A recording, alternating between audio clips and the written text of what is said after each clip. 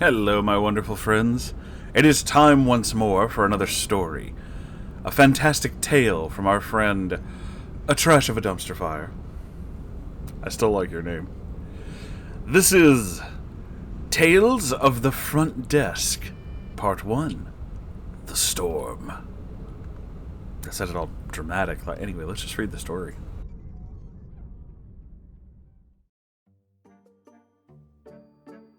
I have finally returned after weeks of utter chaos. Trash is alive, and somehow not burning. And I have tales to tell you. They're not of the usual neckbeard or Karen variety, but since starting this adventure here, I have encountered a lot more than I ever wanted.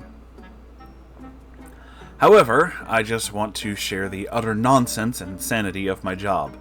Front desk at a hotel. Oh boy. I got stories. A lot of stories. From weird customers to face-bomb-inducing Karen, and the questionable decisions in management to complete and utter incompetence.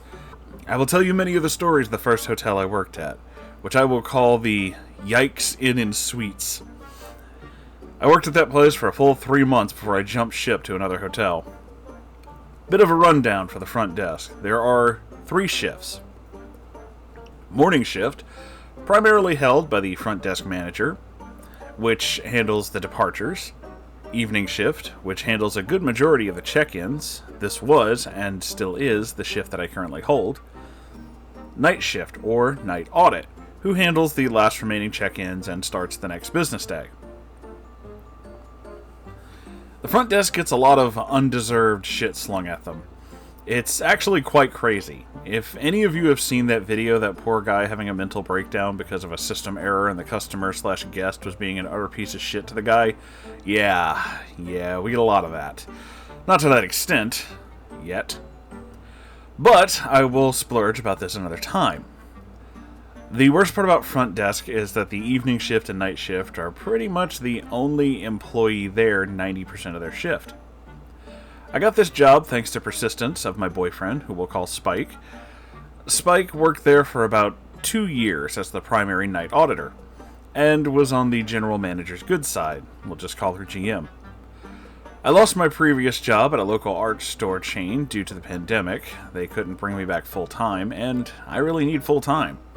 And Spike and I really want to move out of their folks' house, so Spike pestered the GM, and I was hired after the previous evening shift person had done some really questionable, strange antics. That's a story for another day. I started in February of 2021, the literal week before the southern states got bitch-slapped by a winter storm. The first week wasn't the worst, minus the elevator not working, but it was fixed the next day that I worked. The rest of the week was full of people coming in to hide from the incoming storm, or people canceling their plans for travel. As someone who was a native to the Midwest, I knew the fact that this coming week was going to be an absolute shit show and a half, and wanting to impress my new employers, Spike and I decided we'd take a room at the hotel, not charged, alongside GM and the head of housekeeping, who we'll call Snake because good lord. We arrived Saturday, and that night, the snow began. Now, a bit of a tidbit on how bad it was for the people who are not used to snow.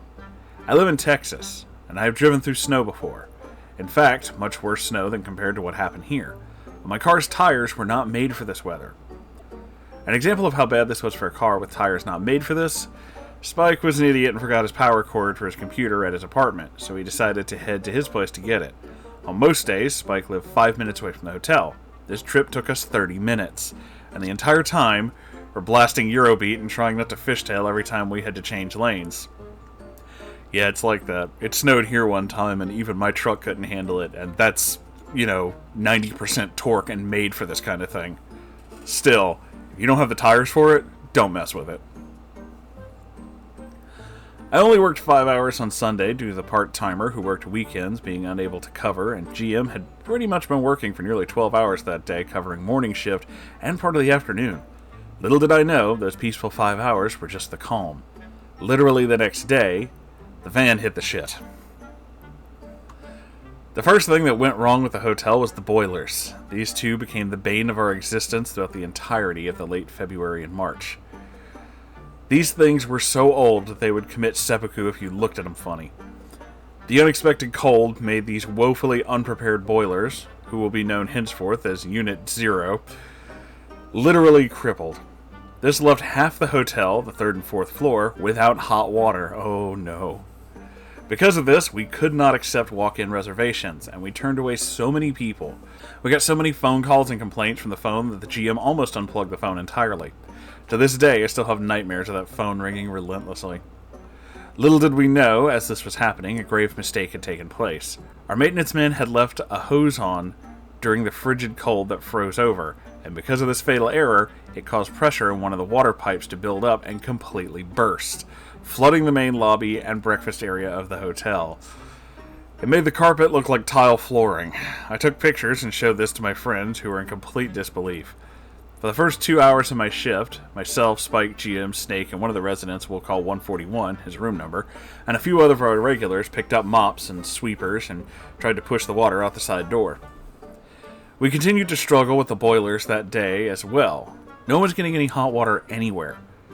Later that night, towards the end of my shift, another water pipe exploded and once again began to flood the breakfast lounge, and GM made the executive decision to completely cut off the water for the hotel, not wanting to risk any more pipes freezing over and breaking.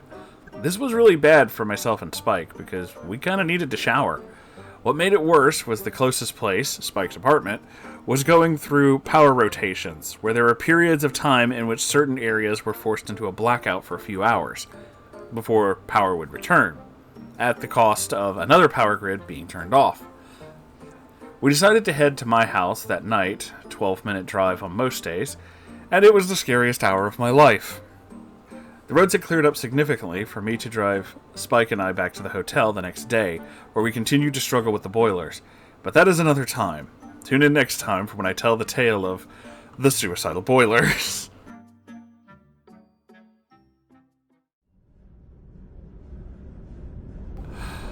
Oh my goodness.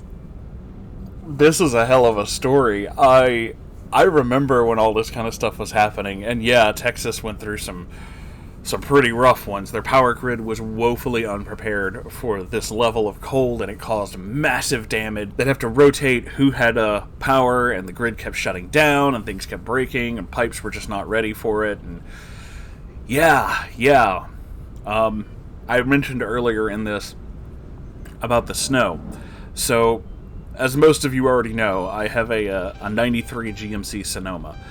And the Sonoma is the most high torque of the, 6 trucks that were built off that exact frame. A lot of them are faster, some of them have better handling, but that was the one they poured everything into the torque. And now this thing only tops out at 85, but it's got a lot of pull behind it. That being said, pull will not help you in the snow. I tried to use it after we had a big snowstorm here to literally go 4 blocks down the street to get groceries for my family. And it's not torque that's the problem. If your tires are not made to cut through the snow and grip the ground underneath it, what happens is your tires will push the snow down, compact it, and polish it into a fine sheen of ice, which you will never gain traction on. And I know a lot of you are like, well, Moonhorse, a good way to get around this is to put down sand or salt. What do you think I was going to the store for? Yeah, I didn't have any. So what ended up happening is I had to find enough bags to carry things and just walk down there and buy things and then carry it back. Yes, I was the one walking. I was essentially Fallout before Fallout. It was kind of cool, though. It was really quiet, and I enjoyed it. But, yeah, I can imagine trying to keep a large building like a hotel going in the middle of something like that. Oh, I bet that was quite a fun experience. Sounds like everything broke, and understandably so, yes. I can't even imagine what other tales you have for us, but this is actually fantastic, and I'm really enjoying this. I'm actually really excited for whatever you have to share with us next. At some point, maybe I'll tell the story of Sango and myself went on vacation to a hotel in Thibodeau, and they were just the nicest people I have ever like met when it comes to staying at any kind of hotel. And weirdly enough, myself and the night manager bonded over something very strange. She and I had the same the same pistol. She was wearing her like automatic just in case somebody, I guess, would break in, and I had the same one, and we talked about that for a while. They were super, super nice people, but they were also in the middle of renovating. So, yeah, I imagine, of course, you guys weren't renovating, but I imagine it's a little like that. Just chaos everywhere, and you're just trying to keep people happy. And we had a lot of fun. I loved it. I wish that place was still there. They were great. Either way, that's the end of this video, so thank you all for watching. I really hope you enjoyed this. And if you did, make sure you like, comment, subscribe, and share this video with unsuspecting strangers, family members, that guy named Steve. You know the one. If you would like to donate to this channel so that I can achieve a really stupid goal and make an even dumber video, I have a Ko-Fi for that. Or you could just donate in general, it's up to you. I also have a merch store, which is like donating, except that you get something for it. So it's not like donating at all, actually. I'm good. I have a subreddit, r/Moonhorse Stories, where I read wonderful stories like this and several others. You can post yours there, and I will definitely see it. And I have a Discord server where I talk to strangers. Like this, only you can talk back. I also have a live stream, which is exactly like this, but you can talk back, and it's usually not, you know, reading just these stories. So it's not exactly like this at all. I'm really good at this whole YouTube thing, can you tell? Anyway, I love you all so very, very much, and I'll see you in the next video. Goodbye, everybody.